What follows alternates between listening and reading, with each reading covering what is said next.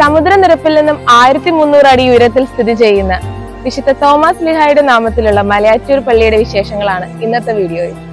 Zero Malabar Catholic സഭയുടെ കീഴിലാണ് മലയാറ്റൂർ പള്ളി വരുന്നത്. AD 82 കൊടുങ്ങല്ലൂർ എത്തിയ സെയിന്റ് തോമസ് AD 62 മലയാറ്റൂർ എത്തിയതെന്ന് കരുതപ്പെടുന്നു.